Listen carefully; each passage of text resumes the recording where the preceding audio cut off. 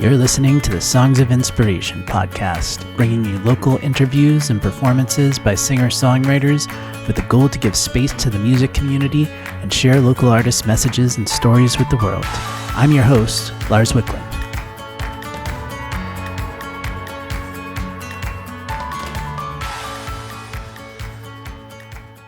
Hey everyone, we're back here at the Record Co. And we're bringing you another episode of the Songs of Inspiration podcast. This time we're here with Kieran Ridge. Thanks for being on the podcast, Kieran. Hello, Lars. Thanks for having me. Pleasure to be here. Yeah, so to kick things off, can you tell me a little bit about how you got started with music and a little bit around the story behind that?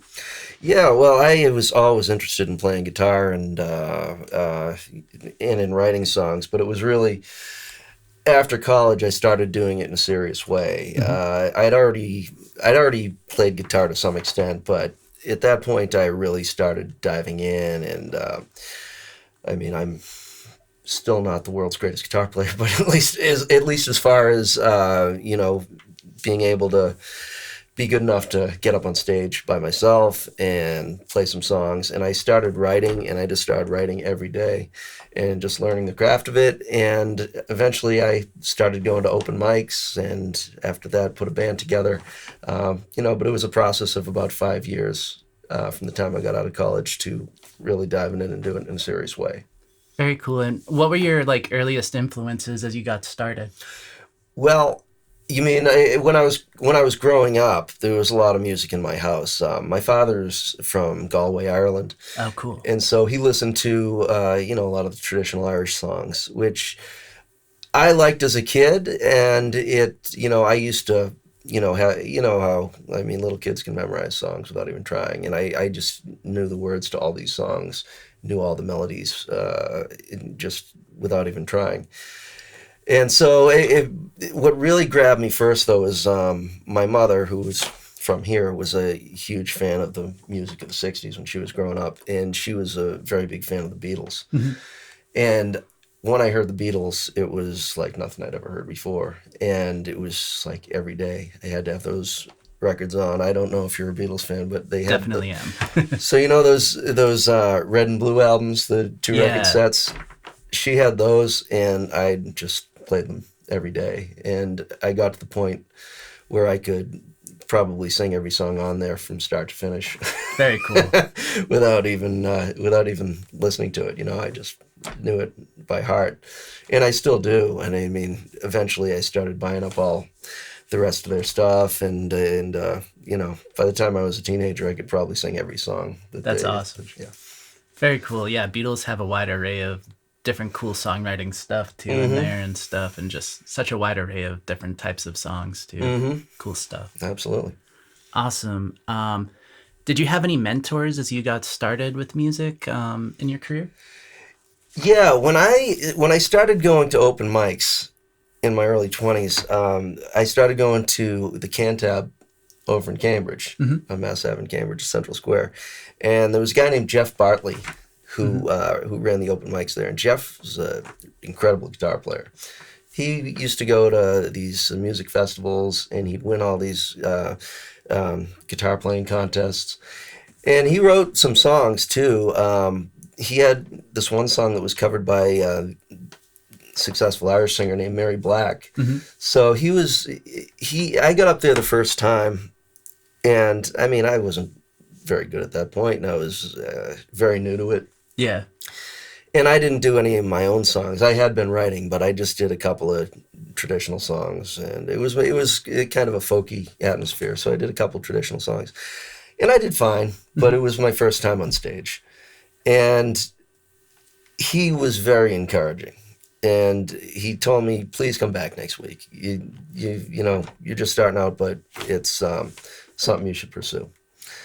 And every week I talked to him. He'd encourage me. He'd critique me too. Mm-hmm. And I took a couple lessons from him, a couple guitar lessons, and I learned a lot that way. But it was, over the course of 2 years, I'd go most weeks. And there was one time I went in, and there was a song that I had played there a couple times. And Jeff would always go up on stage at the beginning of the night, and he'd play a few songs and introduce the night. and he played one of my songs that I had cool. played there. And I didn't give him, the chord changes. I didn't give him the lyrics. He just learned it from me playing it and went up and he said, this is a song that was written by a talented songwriter who comes in here sometimes. And, that was such a great confidence booster That's for me. really cool. Yeah. So, I don't know if I would have continued on without his encouragement at the very beginning. Mm-hmm. So yeah, I'm grateful to Jeff all these years later. Very cool. Yeah. And as you started, did you kind of start solo and then put a band together as you went? And has that gone through different iterations as well over time? That's exactly what happened. Yeah. So I started, like I said, going to open mics and stuff, and occasionally myself and one of the other people who went there regularly, I got to know, would play a couple songs together. Mm-hmm. But it was when I did my first record that I met some of the people who formed my first band. I just found people as I went. Hey, do you know a guitar player? Do you know a bass player? That type of thing. And so the guy who played bass on those sessions knew a guy who played keyboards. And it just went from there. And, eventually we had a core group of myself and 4 other people who played together for about 4 or 5 years, and we became a very good band. We do mostly sets of originals around Boston, but we'd also travel to New York every 6 or 8 weeks and do shows down there. And we started doing some sets too, where we do half originals and we do half cover songs and do a full night of 3 hours at some of the bars in South Boston and things like that, and that was a lot of fun. But it's hard maintaining a band. It's hard keeping it together, and eventually people go different directions, and always kind of scrambling to replace them. Definitely, yeah. What would you say your favorite venue you've played has been? I used to play Great Scott a lot. Oh, which cool. is, Great Scott? Great Scott was awesome. Yeah, because they closed during COVID, and now they're reopening in a different location. Oh, I heard about that, yeah. But the guy who was the keyboard player in my band at that point was one of the sound guys there. So we were able to get in there. Mm-hmm. Sometimes we'd get opening act slots for touring bands and things like that. And we did a CD release party there once, and, it was full house, and it was that was one of the best shows I've ever played.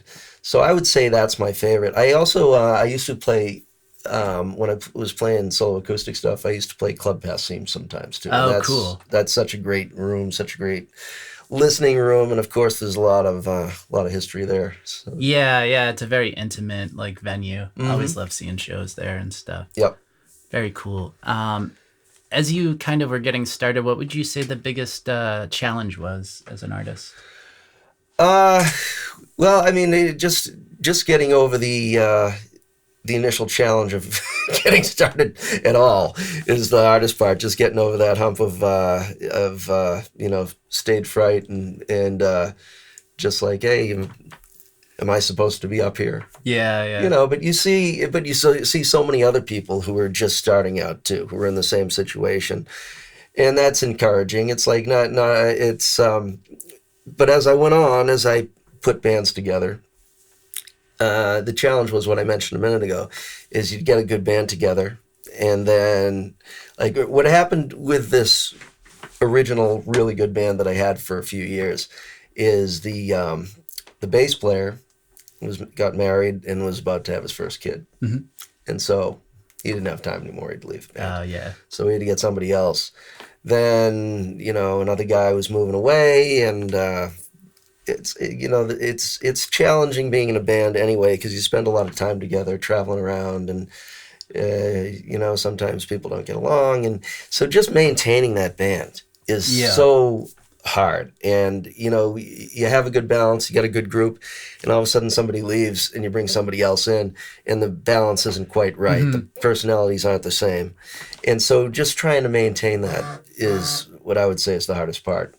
Yeah, definitely. Mm-hmm. What do you think for songwriting what do you think is one key element to make a great song? That's that's a difficult question because they are all so different. You know Yeah, what I yeah. mean?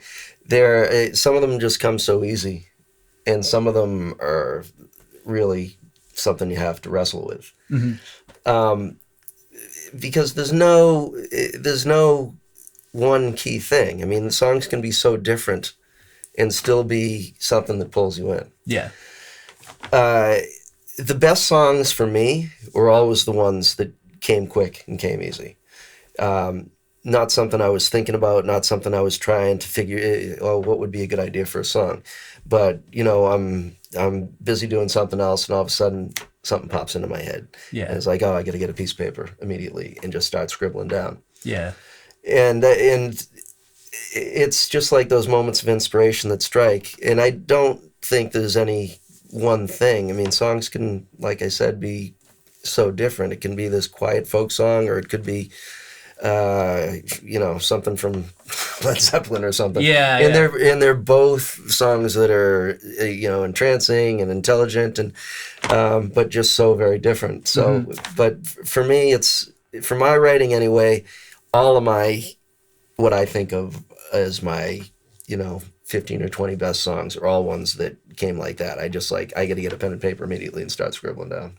Nice. Do you have any like regular routines you do to kind of come back to songwriting regularly, or is it just kind of spur of the moment? Like, I definitely do it in waves. yeah, yeah, What, to me, what it is if you're going to be writing songs, you have to do it yeah, all the time. And there were years I spent where every day I would sit down and write. Every night I'd stay up late writing. And, a lot of it was throwaway stuff, but just doing it puts you in the right state of mind. yeah, And then you've always got your radar out. You're always thinking of things. You're always you hear conversation or you're reading something, and it's like, oh, that's interesting, little turn of phrase. You listen to a song and you hear a series of chord changes, like, oh, I could use that.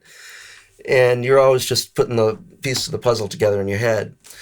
And if you're not doing it, then the ideas just don't come. yeah, yeah, So it's really just using that muscle all the time. And it's thinking of it a little more esoteric way, it's like, if you're listening for the muse will come. If you're not, it's not. yeah, definitely. And that's how I always think about it. So, I mean, you have to be doing all that. And like I said, I spent years just every night, and I would have just ideas constantly. It was like all I thought about in a way.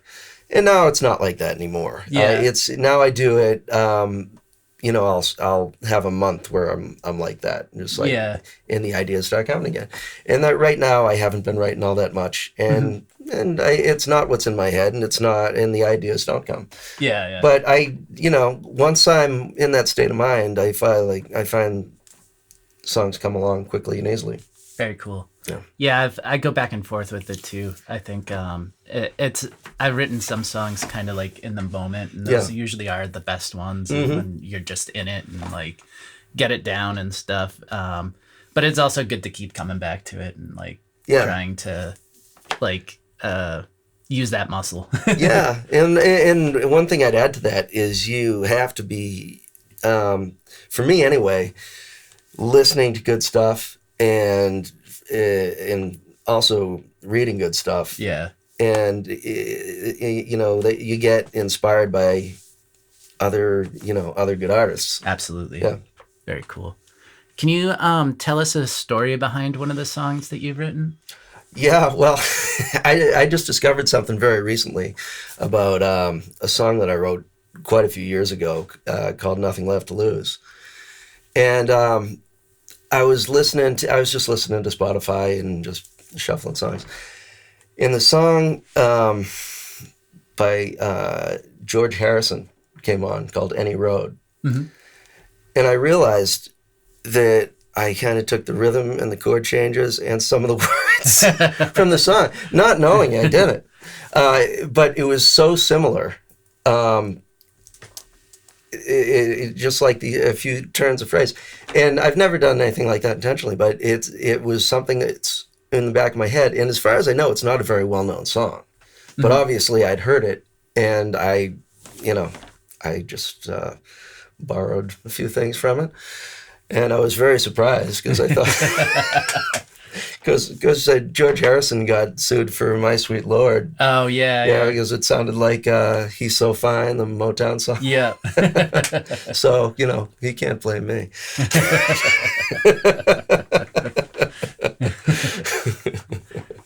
Very cool. Do you have any new music coming out anytime soon, or any shows coming out? Yeah, well, I'm putting a new band together. Actually, we were talking before the interview began. The last couple of years. Well, I'll go back a little further. Yeah. In 2021, I put an album out. I had a band called Kieran Ridge and the Moonrakers, and we put out an album that got great reviews. We were getting a lot of play on some radio stations and the internet and stuff like that. And we played a show for a touring act at. It's part of the Middle East, but it's the place next door that they opened. I can't remember the name of it off the top of my head. And it was great. There were a lot of people there. It went well. And then I was trying to book more shows, but all these places were being closed. All these places to play original music were closing down during COVID. Mm-hmm. So I was talking to places, and they're like, yeah, we can book you, but it's like 6 months out right now. Yeah. So everybody's trying. And so right at that time when I was getting frustrated because I couldn't book regular shows the way I had in the past, I got a call from this guy named John Harrington. He runs a band called Sláinte, which is Irish for cheers. And they'd had a band for about 10 years. They started playing together when they were in Boston College, and they brought other people in along the way. And they play, we play at this point, about half Irish stuff. And then we do some crowd pleaser rock stuff, and there's a few songwriters in the band, and so we do some originals here and there. And it's an interesting band because there's about 15 people involved. Wow. But only about 5 at any given time. Yeah. And it's just nothing but fun. I mean, I've for someone who's been doing original music and having to do all the work of booking, all the legwork that goes into it, it really is like having a second job that make a tremendous amount of money for. But this band, I mean, we there's regular gigs every month. Some of these guys travel, out of town, go to New York and stuff like that. I get kids. I stay within an hour home and cool. Come home after the show. And crowds love it, and we play in really good places. We play bars around Faneuil Hall and things like that. We do some festival stuff. We did Harpoon Fest this year and played for about 2,000 people. Wow, nice. And yeah, it's amazing. It's great. We played last night at Mr. Dooley's. We do like 3.5 hours, and it's great. But I was talking to, and by the way, this guy John who runs the band, I've never seen anybody run a band like him. He's an accountant in his day life. And he runs the band, like an accountant. He's so efficient. Wow. He's just so on top of everything. That's really cool. It is, yeah. So I've been talking to him about doing an Americana version of the same thing. Mm-hmm. And so there'd be some crossover as far as some of the songs we played, but it'd be, a little more country, a little more blues, a little more like traditional rock and roll stuff, a little more twangy.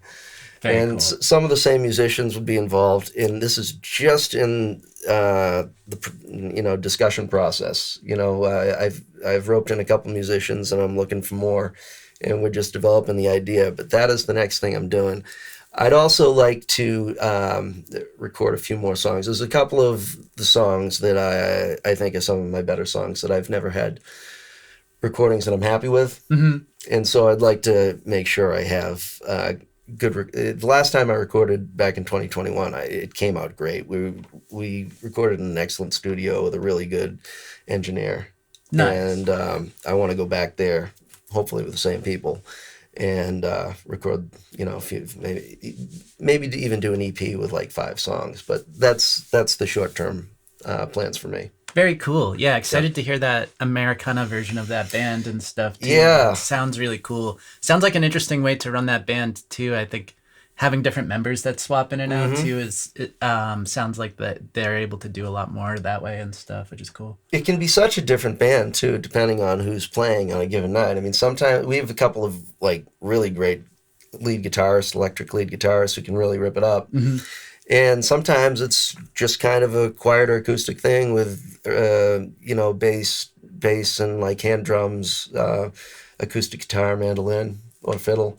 And even some nights, depending on who the singer is, like I said, I don't do every show, but there's one guy in the band who does a lot of more like pop stuff from the last 15 years or so, songs that I don't really necessarily know. Yeah. And it's a totally different band when he's fronting it rather than me. Interesting. Yeah. Very cool. What would you say is one piece of advice you'd give to songwriters just starting out? Well, do it every single day, like I was saying before. Good stuff in, good stuff out. You listen to good music. You read good books or poetry, whatever it is that inspires you, and just sit down every day and just write a lot of garbage. And write 10 bad songs to get one good one. Yeah. That's really the only way. You just have to do it all the time. Yeah, there is so much like, in my own experience, so many songs I've written that I'm like, nope, but had to finish it to get to the next thing type of thing. Exactly. And there's been a lot of bad songs that I've written that there's like, oh, that's a good line right there. Yeah, I could use that somewhere else. And I mean, you can get a lot out of a bad song. Just the experience of having the pen in your hand and something else that you don't expect at first can come along from it. So yeah, just do it all the time. Definitely. Very cool. Thank you so much for being on today. I really appreciated talking with you and you sharing some of your background and stories and stuff. Really excited to hear some music, so let's jump into the performance. That sounds great. This is a song from my last album, which is called Kieran Ridge and the Moonrakers, and the song's called Somewhere on the Edge of Town.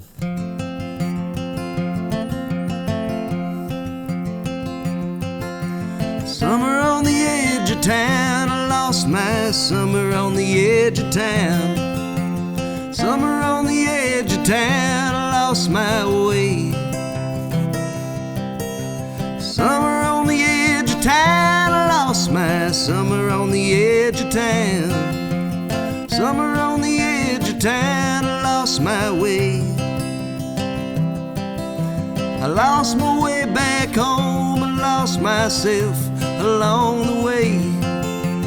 Lost my way back home, I'm drifting further with each day.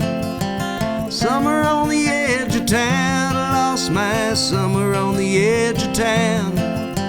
Summer on the edge of town, I lost my way.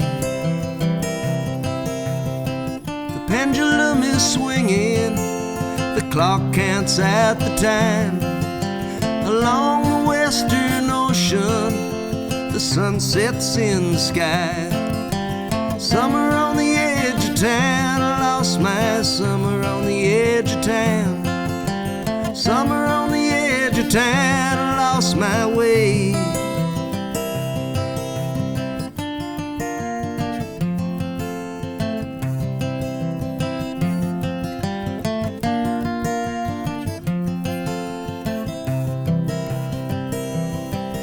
I never look behind me as I travel near and far, but deep down I always wondered where you are. Love and hate fight for your heart, disappointments tear us apart. I had a dream so real that didn't come true. Now I wander these hills dreaming about you.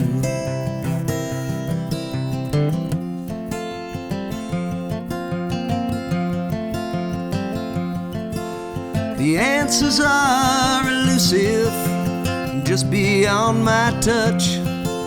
What used to seem so simple is what confuses us. Summer on the edge of town, I lost my summer on the edge of town. Summer on the edge of town, I lost my way.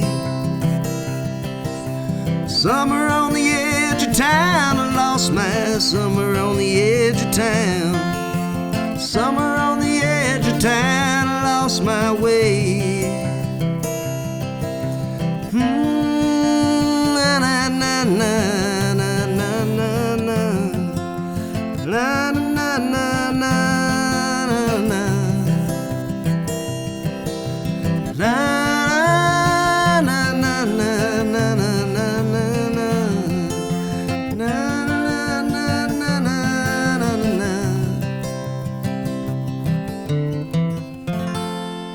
So this is a song I wrote. I was talking to somebody who was doing a movie, and he was looking for some songs. It was a movie about a degenerate gambler, and I wrote this song, and the film never got made, but I got this song out of it.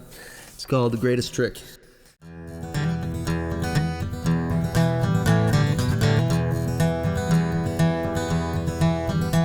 Sit down, let's play a game of chance. There's a winner in every deck. Put your hands where I can see them. Stack your chips in place, you bet. Seen a million like yourself, you're gonna be the one. The man who can outsmart the rest and do what can't be done. Take a chance and try a hand, the story's all the same. Set 'em up and knock you down and deal another game. There is no cheat or sleight of hand we won't see in the end. What goes up must come down, will beat you in the end. Devil is the dealer, he knows your favorite sin. His greatest trick's convincing you you got a chance to win. Devil is the dealer, greatest trick he's ever played was taking all your money and calling it a game.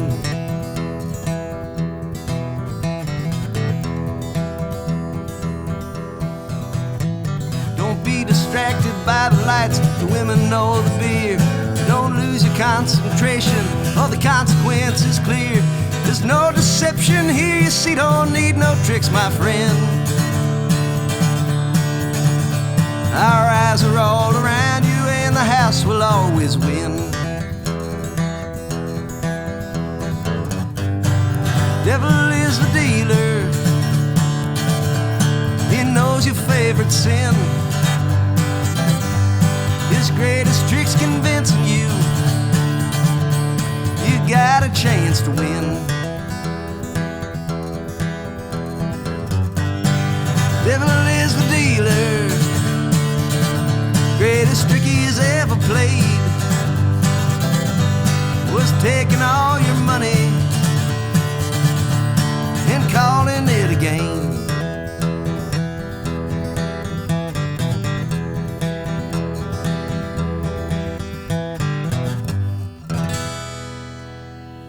And this last one is called When You're Gone. This is one of my oldest songs.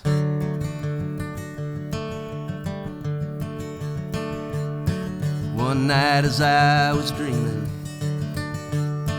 you told me you were leaving. I had nothing to believe in. I can't see everything, but I can see through you. But not today. No, not today. There's nothing new about missing you. Well, I feel that way almost every day. Sometimes nothing is the best thing you can say. But not today. No, not today. 'Cause you were free as the road, wild as the west wind.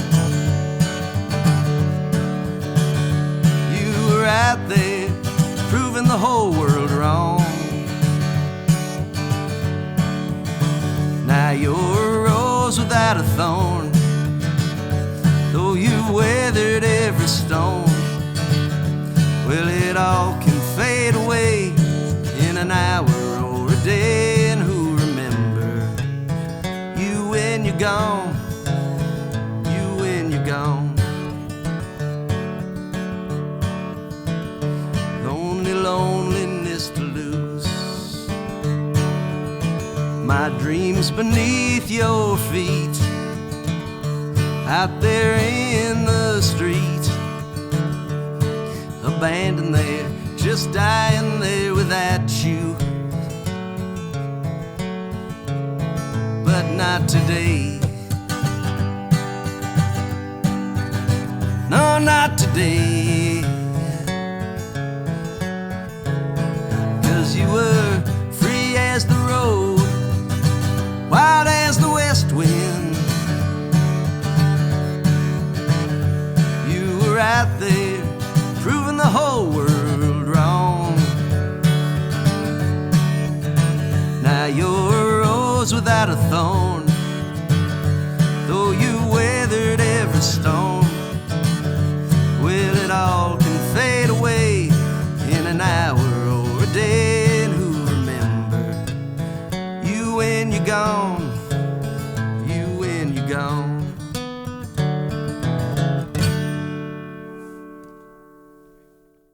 Hey everyone, thanks for tuning in today. Before we wrap up, I just wanted to thank Kieran once more for being on the podcast today.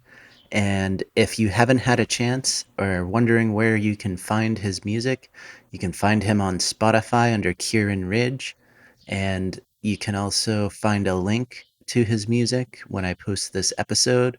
So check it out and have a great day, everyone. Thanks for listening to Songs of Inspiration. Until next time, keep supporting live music, stay safe, and be well.